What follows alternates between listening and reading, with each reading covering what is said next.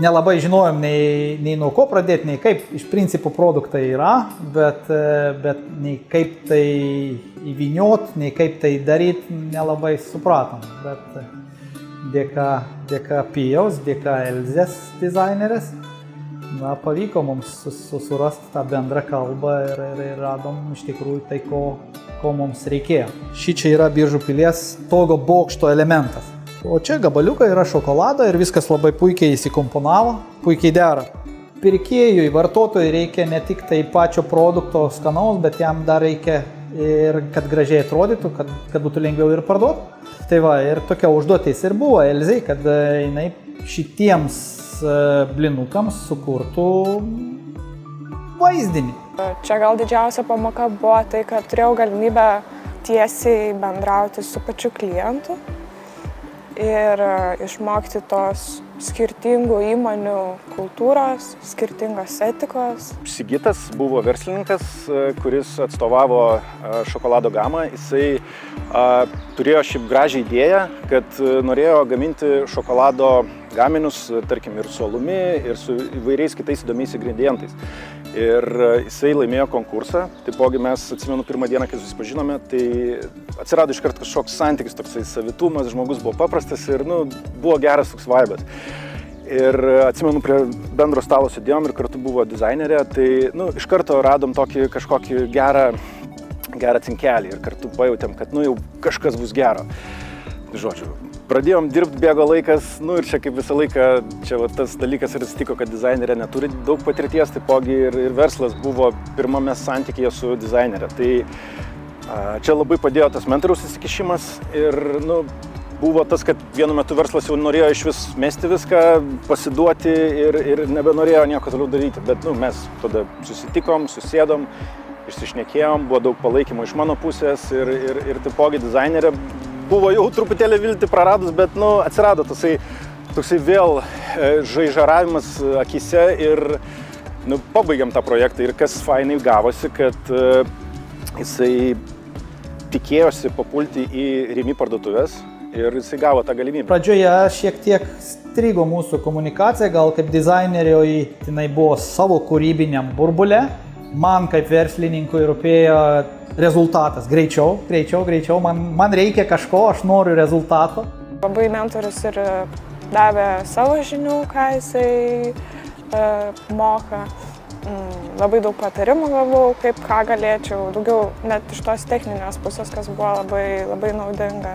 Mes pabandėme prie to pačio, kad ne tik gražiai pakuotės atrodytų, bet dar sukurti produktui ir istoriją. Kiekvienas personažas, jisai pasakoja apie kažkokią tai Biržų įžymę vietą.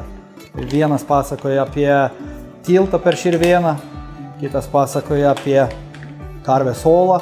Ir taip prie kiekvienos šitos pakuotės sukūrėm po nedidelę istoriją, kuri turi pridėtinę vertę. Pirmas susitikimas su įmonė Valerijonas, kada mes atvykom su dizainerė Gintarė į Šiaulius, į pačią vaistinę. Susitikimas su Almyra, susitikimas su komanda. Tai iš tikrųjų tai buvo labai įsimintinas. Labai norėsiu išgirsti, ką Almyra pati norėtų pateikti ir kaip jinai įsivaizduoja būtent pakuotės savo produkto. Ir tai buvo labai smagu, kad Gintarė nuskaitė tuos visus norus ir jos sugebėjo įdomiai, inovatyviai, atliepiant žiedinės ekonomikos principus, pateikti. Praktiškai neišleisdami daugiau pinigų, daugiau lėšų ant tų sprendimų negu kad prieš tai, ten tarkim etiketės ar ne, tai tiesiog sugebėjom surasti tokias alternatyvas, kad tos pačios etiketės, jos dar vis būtų lipnios, jos būtų malonios rankai liesti, tačiau jos nekainuotų daug daugiau.